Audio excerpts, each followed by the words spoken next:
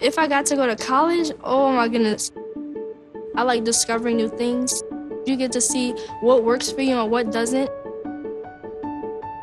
That helps you evolve as a person. You get to make like a supernova of skill or talent or whatever it is. I've always wanted to go to college.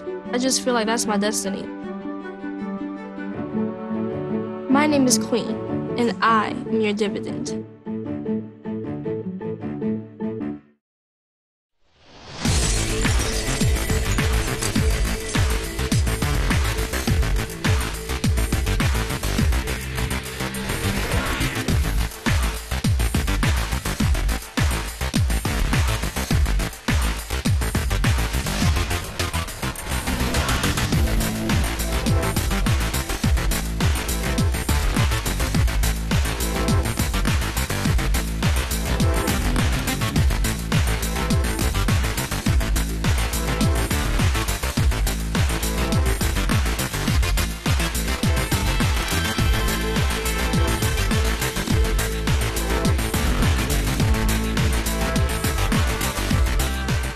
Thanks for tuning in to TV20's Weekly News Wrap-Up. I'm Leah Haslage. The City of Cleveland partnered up with Age Friendly Cleveland, AARP, and the Center for Community Solutions to host the Age Friendly Summit at Benjamin Rose Institute on Aging. The summit brought members of various organizations together to discuss ways to make and keep Cleveland age-friendly. What this initiative is most about is living a vibrant life. Every one of us needs to live a full and vibrant life across our lifespan. And that's what this is about.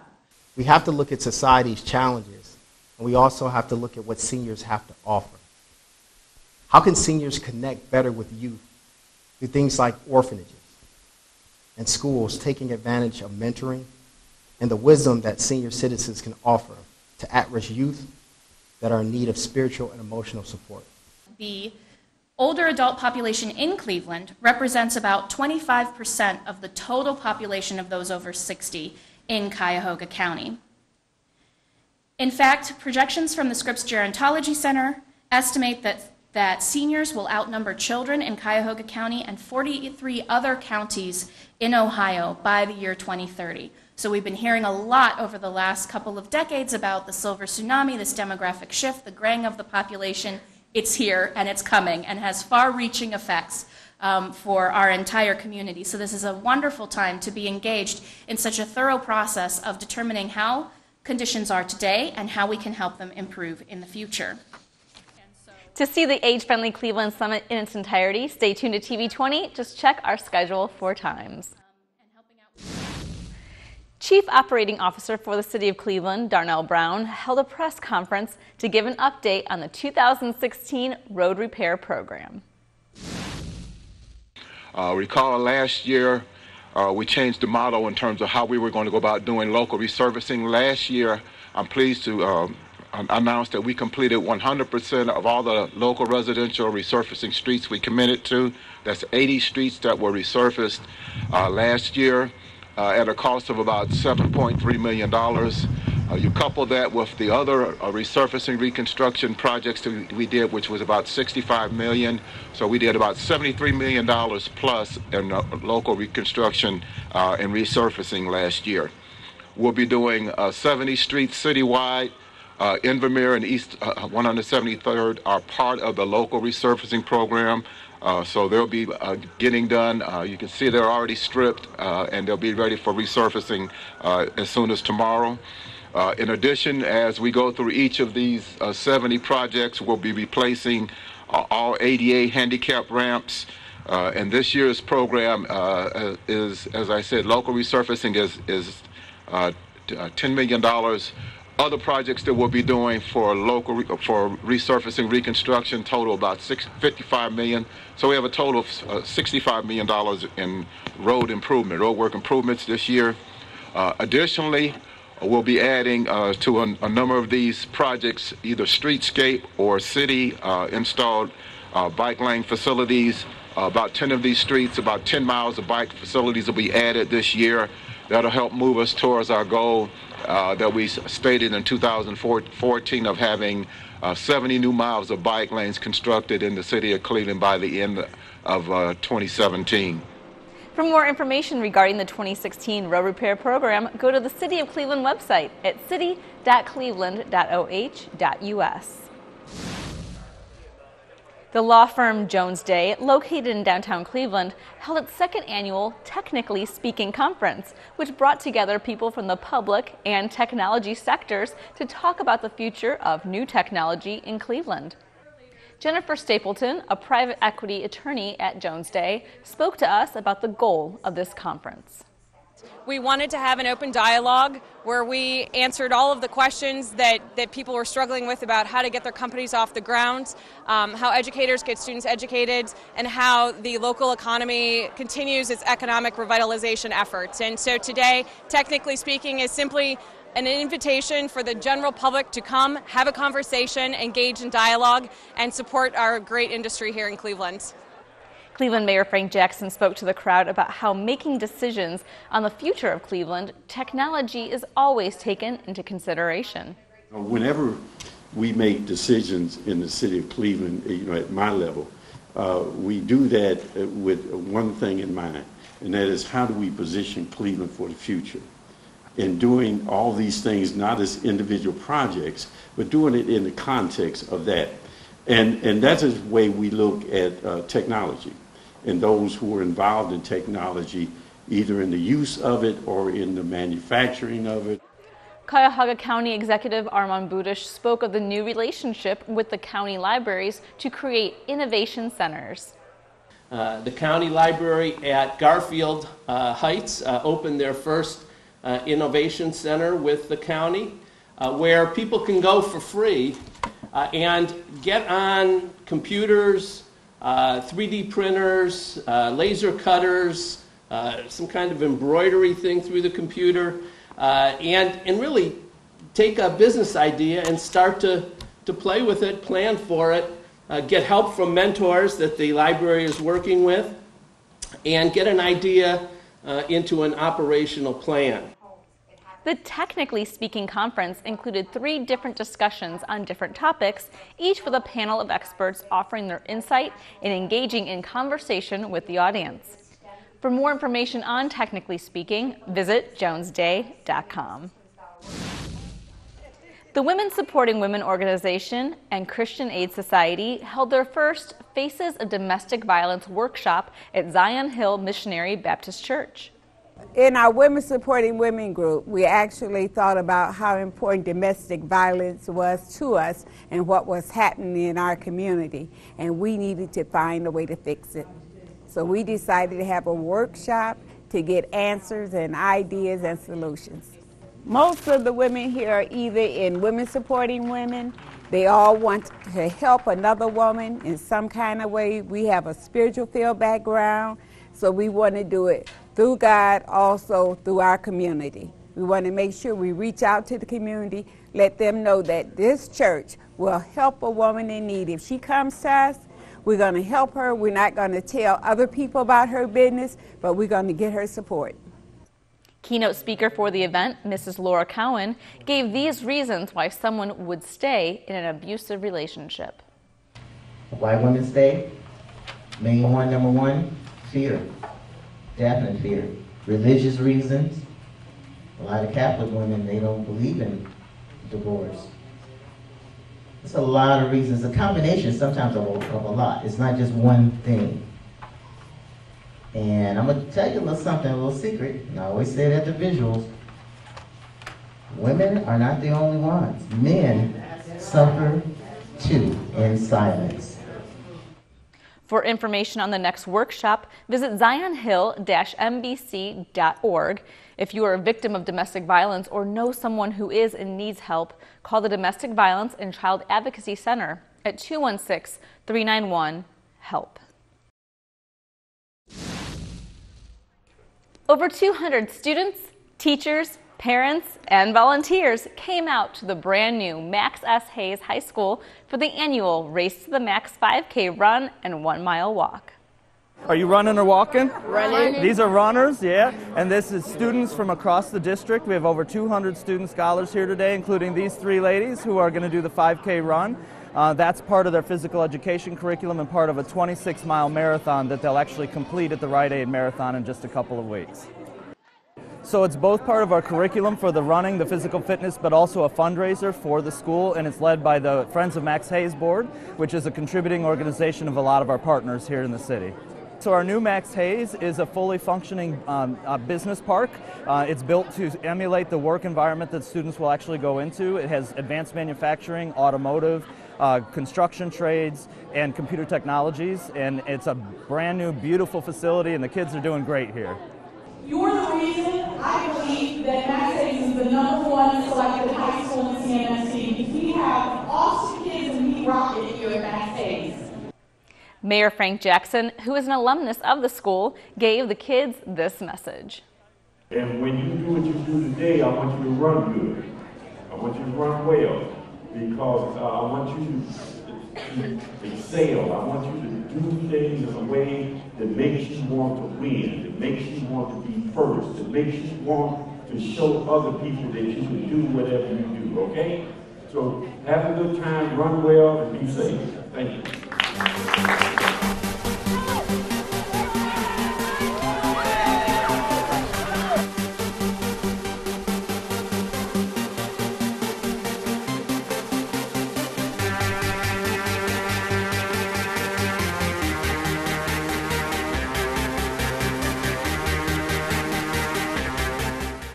Great job to all of those who participated, and good luck at the Rite Aid Marathon on May 15th. The Cleveland Cultural Gardens is celebrating its centennial anniversary, and to kick off the year-long celebrations, a gala was held at the Intercontinental Hotel. 1916, April 14th, marks the 100th anniversary, and it's a great celebration of the diversity of the people of the city of Cleveland, and also the perseverance of the people of the city of Cleveland to just continue to build the gardens. We're up to almost 30 gardens now, 29 in the Rockefeller Park, and we'll bring another 7 out, and there's 7 more in waiting, so there will be a day where we'll have 50 gardens in the cultural gardens. Well, it's such an honor to be president of the Federation, and I started working in the gardens when I think I was 8 or 10 years old with my mother, and so to come this far and to be here for this special once-in-a-lifetime celebration, it's just wonderful, really is. There's so much to see and experience at the gardens, but I had to ask, what's your personal favorite spot or thing to do there? One of the ones that really stands out for me is the Indian Garden with Mahatma Gandhi. You know, that statue, and of course that's a newer one.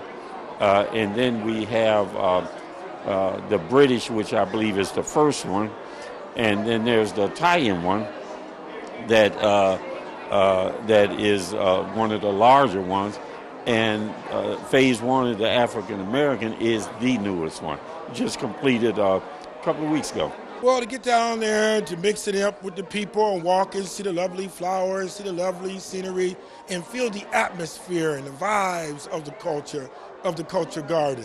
It's a great vibes there, being I'm a vibraphone player also. So vibes is really cool, and people, they really dig it. It's a really exciting place. It would be to see the tremendous amount of new gardens that have been established. It's incredible. I mean, you used to drive through the gardens and you'd see a garden here and there. But now there are so many new gardens representing so many new ethnicities and countries in this world that it is truly realized what it was established to be. I would say go to the Latvian Cultural Garden. Park your car and walk through the beautiful stone path that the Latvian community has presented. They've got beautiful sculptures, and they've done so much with such a very unique space. And it really just highlights what a small group of people can do with dedication and a lot of incredible passion and love for their community. Well, one reason they get down there because they like for their nationality. For you, my garden, for example, because usually we are new immigrants. We only been here 40-some years. But then they don't know anything about garden, and now that they say that Vietnamese culture garden, they come to see our culture garden, but they can see the rest of them there. My favorite part is really One World Day. I love One World Day because you can just experience the richness of the culture because of the food and the types of clothing and things that are for sale, and dance and poetry and the arts, and you get to see the richness of the world. So I really love One World Day. I've been to many events, and no fault of anyone else's garden, but I've been to many events in the Italian gardens. So I really like how it's spread out, but they're all gorgeous. You know, it's funny you ask that. I tend to like the American garden, and there's a few reasons why. You know, it's got all the American icons from Abraham Lincoln to Booker Washington to Mark Twain. But when you look at the particular garden on East Boulevard, it's also a garden that needs some work. So I look at it as the best of America, but America's still in progress because there's some repair work we need to do to it. It also sits on the beautiful East Boulevard, and the beauty of this garden, sometimes we forget, is not just the lower boulevard of Martin Luther King Boulevard, but also East Boulevard, at the ridge where Glenville is, in a beautiful neighborhood. I love every one of them. It's what makes the cultural garden so extraordinary is that every stop along the way is something profound, something special, a mark of beauty, a mark of literature, of cultural excellence. And so when we celebrate any nationality there, we celebrate the world. I think the Irish garden, I loved how the design, the fountain, the flowers, everything there, it looks so beautiful. So I think that's probably the best garden. I shouldn't say that, they're going to kill me there. That was such a great event. And when we come back to the Weekly News Wrap-Up, we'll see how you can be sustainable right here in Cleveland. Stay tuned.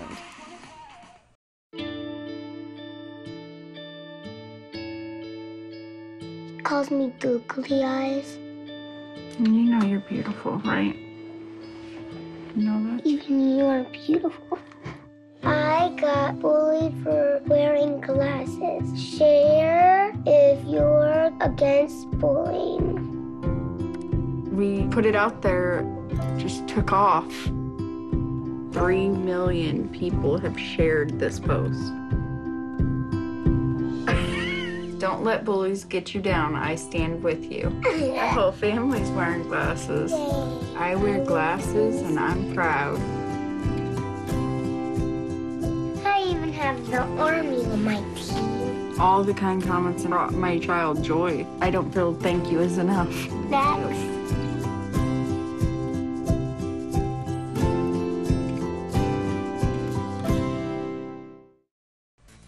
Welcome back to TV20's Weekly News Wrap-Up. The longest-running Earth Day celebration was back at the Berea Fairgrounds as the Earth Day Coalition held their annual Earth Fest 2016. This year's fest celebrated the year of clean transportation with a variety of demos, activities, and displays. TV20 reporter Dan Monroe was in the middle of all the fun and brings us this story. Earth Day, it's every day.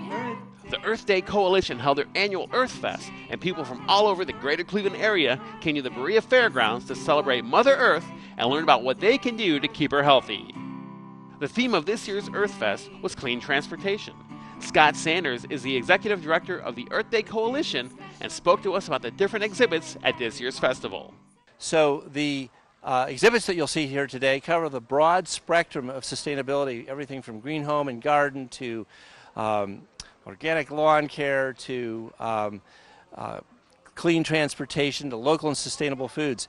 But as you enter the event, we have a whole pop-up open street display that's a partnership with Bike Cleveland, Ohio City Bike Co-op, and others, displaying all the things that you can do really to reduce our dependence on traditional gasoline and diesel. At the opening ceremony, Cleveland Mayor Frank Jackson welcomed the crowd and reminded them that being earth-friendly and living a sustainable life is an ongoing effort. We believe at the City of Cleveland, we believe that this is a great event, but we also believe that the efforts and the things that we do should happen on a daily basis, not just once or twice a year. So we, as was mentioned earlier, we established a Sustainable Cleveland 2019 as an effort to kind of move our economy and move what we do as a city and as businesses to do it in a way that is sustainable. A beautiful sunny day made for large crowds at this year's Earth Fest. People checked out the line of electric and clean fuel burning cars, including RTA's Cleaner Air Express bus and Tesla's Model S electric car. And yes, that's the trunk where the engine should be. You gotta be there, yeah. You gotta be there, baby. Others listened to some music or performed in drum circles. Being that this is the year of clean transportation, some people rented some bikes to ride around the park. The kids had fun petting exotic animals courtesy of Jungle Bob. Even the giant snake was exciting. Others learned how they can live a more sustainable lifestyle thanks to the abundance of displays and vendors in the pavilions. Little Nicky summed up what's on everybody's mind with 4 simple words. I love the earth. At EarthFest 2016 for TV20, I'm Dan Monroe. It was graduation day for a group of Cleveland area senior citizens at Zelma George Recreation Center as they completed the 10-week Aging Mastery program. This program, the first of its kind in Ohio, is designed to teach seniors new life skills and better ways to live well as they get older. This is the Age Mastery program, and the whole idea behind it is to help and give people the tools they need to use the extra years we've been blessed with, the gift of longevity, and to be healthy and happy in those extra years. The program was started by the National Council on Aging. It is in other states. We are the first in Ohio to do the program. We are delighted to be piloting this with the Benjamin Rose Institute, and it is funded by the Cleveland Foundation. And we hope to be able to expand the program. As a surprise to everyone at the ceremony, Cleveland Mayor Frank Jackson stopped by to offer his congratulations and to take photos with each of the graduates. You know, a lot of times people, and when you're in public life, I know even in private life, you always get commentary on something. Somebody always got an opinion about whatever. But very few people take the time to really learn whatever it is they're talking about. And so I want to congratulate you for taking the time to really learning this and really understanding and being able to assist us to be able to provide a better service to you. Those that participated in the program came away with a new take on life and a better understanding of how to enjoy the gift of longevity. Each week we learn all about how to eat healthy, how to get more rest every night. We learn how to not fall down, clean your house so the rugs won't be in the way. It helped us in so many areas: sleeping, diet, exercise, finances. It's a wonderful program, one I would truly recommend for all seniors in the city of Cleveland. Please take advantage of it. I got lots of information. I enjoyed being around the people, meeting new people and that, and the different speakers that came in that told me different things that I didn't know. One was how to fall, and I happened to have had a fall, and I learned how to fall, so I didn't really hurt myself that bad because I failed the way I was instructed to. I would say to every senior that's listening and those that are just entering their senior years, take advantage of this. Learn what there is to learn to give you the quality of life, not the quantity of life. The numbers don't mean anything if you're not feeling good. So this course will give you all of the feel-good information you need. If you want more information on the Aging Mastery Program, call the City of Cleveland's Department of Aging at 216-664-2833. A graduation ceremony was also held at Collinwood Recreation Center, and you can watch both graduations in their entirety right here on TV20. If you want to give back to the community by doing some volunteer work, let us suggest looking into the Greater Cleveland Volunteers. This organization has been supplying volunteers at events throughout the Cleveland area for years. TV20 reporter Dan Monroe met with Joy Banish, who is the executive director of the Greater Cleveland Volunteers, to learn more. Meet Joy Banish, executive director of the Greater Cleveland Volunteers. Joy is on the phone working to get any number of her hundreds of volunteers placed to work at various events or for numerous nonprofit organizations throughout the Cleveland area. Greater Cleveland Volunteers was started more than 40 years ago, and what we do is promote volunteerism throughout the community and encourage people to come volunteer and provide volunteers to different nonprofits throughout Cuyahoga County. The Greater Cleveland Volunteers places volunteers all over the Cleveland area, working anywhere from the Cleveland Municipal School District to cultural events to nonprofit and social services organizations. We provide volunteers for short-term projects and one-time only special events, and that's through our team events program when the volunteers work together in teams to help out at a project or an event. But the majority of our volunteers serve in more of a regular ongoing commitment at an organization. Recently, the Greater Cleveland Volunteers held their Volunteer Recognition Luncheon. At the event, 17 volunteers were honored for their work throughout the year. One of them was Donald Arthur, who volunteers at the Cleveland Hopkins International Airport, as well as a handful of other places. What is it that you like best about volunteering that keeps you going? It gives me something to do and gives back to the community which I live in, and I enjoy it. It's something that I think everybody should consider, and volunteering when they retire or even before they retire. If they got time, volunteer. Receiving a special acknowledgement at this year's event was Isabel Willis, who, at 100 years young, is the oldest volunteer and who has also logged in an amazing 25,000 plus hours of volunteer time. And that's more hours than any of the volunteers on the roster. It's good to get up and get out of the house. Get out and do something instead of staying home. Because if you stay home, you're going to get fat, you're going to get aches and pains. If you want more information on the Greater Cleveland Volunteers, Executive Director Joy Banish says they're very easy to contact. Probably the best place to go if they have internet access is to look at our website, which is greaterclevelandvolunteers.org. They can also give us a phone call. We have a whole staff of volunteer coordinators here that are available to help people talk through what their interests are and what they might like to do. And our phone number is 216-391-9500. For TV20, I'm Dan Monroe. A fundraiser was held at the University Bed and Breakfast in Cleveland to help raise funds to make capital improvements to Cleveland's African American Museum. Francis Caldwell, the museum's executive director, says the money will be used to make multiple improvements. Today's event is to raise money for the African American Museum of Cleveland.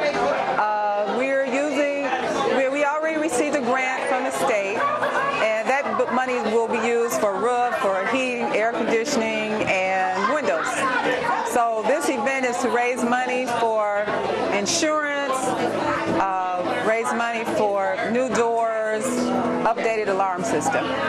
On display at the event were a variety of African artifacts and antiques. Cleveland City Ward 9 Councilman Kevin Conwell and his band, The Footprints, provided the entertainment for the evening.